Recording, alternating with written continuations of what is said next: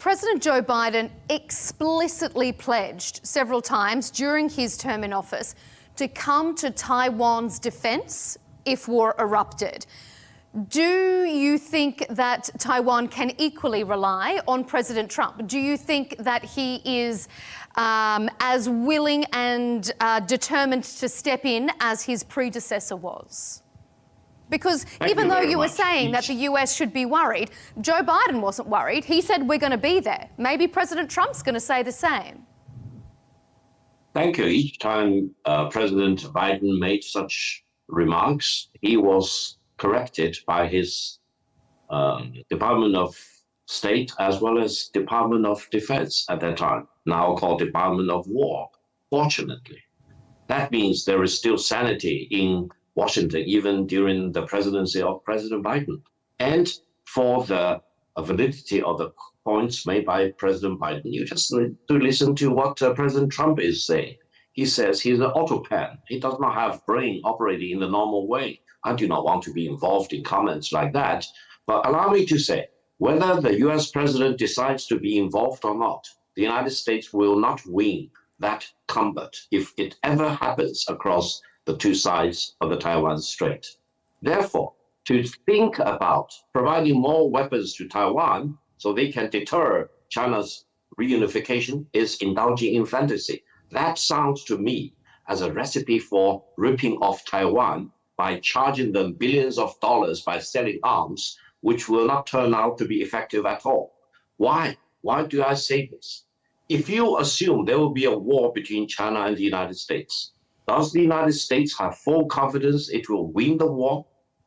No, there is no such confidence in Washington that if war breaks out between China and the United States, even a total war, the United States will always have 100% assuredness of their winning the war.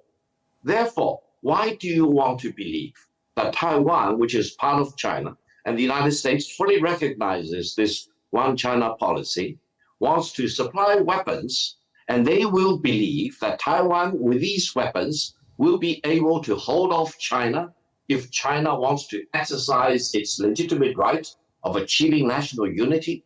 Come on, you are not being that unsophisticated, I hope.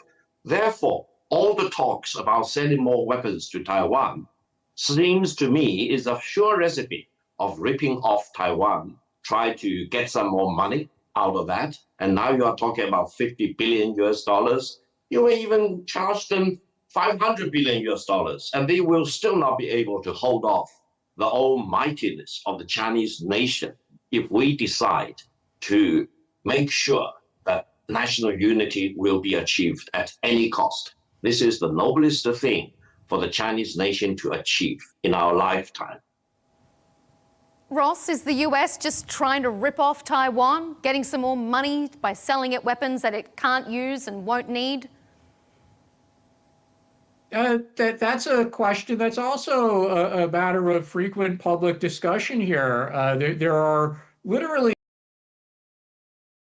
What do you think about that, Victor? I mean, security postures change, geopolitics develops, alliances, friends, foe, that all changes with time. Why isn't Japan allowed to update and modernize its security posture?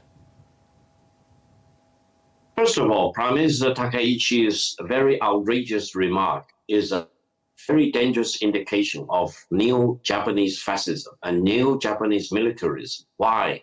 Because ever after Japan's unconditional surrender in 1945, this was the first time a sitting Japanese prime minister threatened use of war against another country.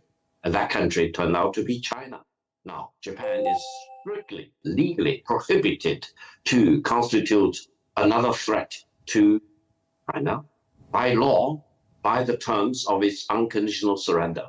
We should not forget that.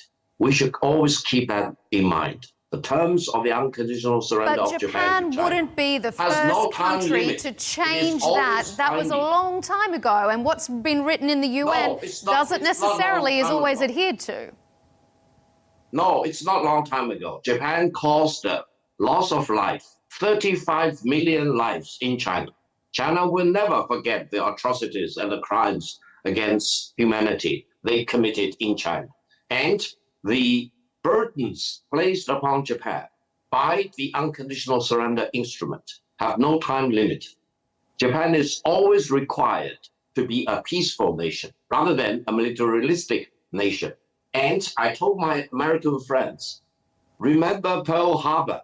If Japan can betray its commitments it undertook as far as its unconditional surrender to China is concerned, they can easily betray the commitments they entered into vis-a-vis the United States. And then you need to prepare for another attack on Pearl Harbor or anywhere else. Therefore, to make sure that Japan remains a pacifist country is an utmost important thing in this part of the world, and no country, no individual, including our two distinguished panelists here together, we are sharing this panel, should ever allow the danger of neo-Japanese militarism or neo-Japanese fascism to raise its dangerous head.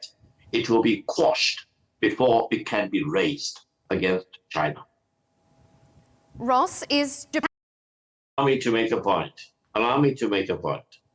Yes, before the surprise attack on Pearl Harbor, not many people in the United States were critical of what the Japanese government was doing at the time.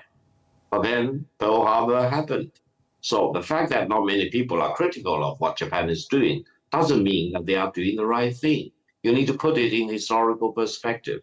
You need to realize that the current international order we are living in through was more or less started in 1945 upon the unconditional surrender of Japan. That is the pillar. That is the Big Bang event. And we are all living in the overshadow of that Big Bang event. Now, if you want to change it, if you really want to allow the rearmament of Japan and the remilitarization of Japan, even if you are not fully aware of the consequences, you may one day be surprised. Look how many Australian soldiers were butchered by the Japanese military. Look at how many British prisoners of war were killed. Look at the long march of death. And look at all the atrocities they committed in the Philippines, in the ASEAN nations, in all the Pacific islands against the Americans, for example. And do you think President Roosevelt said the wrong thing when he said Japan was the country of infamy? Today was the day of infamy. And the Americans will never allow another Pearl Harbor. Why? Because you should never think about the possibility of Japan betraying its commitments it entered when it unconditionally surrendered to raise its dangerous militaristic head in this part of the world. Because allow me to warn you, that moment will be a moment of destruction. That moment will herald in war, and that moment will also herald in the annihilation of Japan as a country, because they betrayed their commitments. They want to rearm, they want to reconstitute another threat to a country like China, and they will forfeit their right to live as a peaceful nation, as they committed to when they unconditionally surrendered to China in 1945. All right, let me just get a final response from Bill on that. What do you think? I mean, their unconditional surrender, times have changed.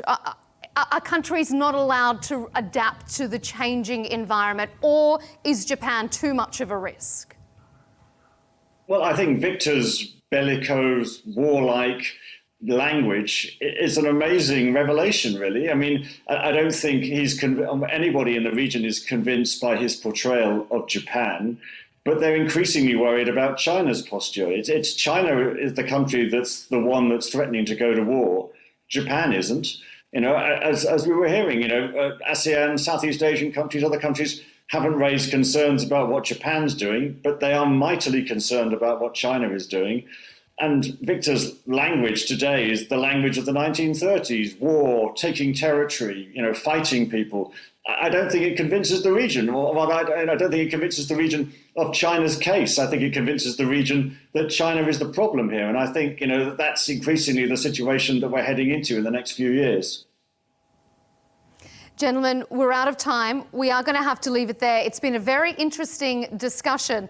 Let's hope we don't have to revisit it with a change of tone anytime soon. But we appreciate your analysis on all these diverse points. Ross Feingold, political analyst and director of the Association of Americans Resident Overseas. Victor Gao, Vice President of the Beijing-based Centre for China and Globalisation, and Bill Hayton, Associate Fellow with the Asia Pacific Programme at Chatham House. Thank you all for being with us here on Counterpoints.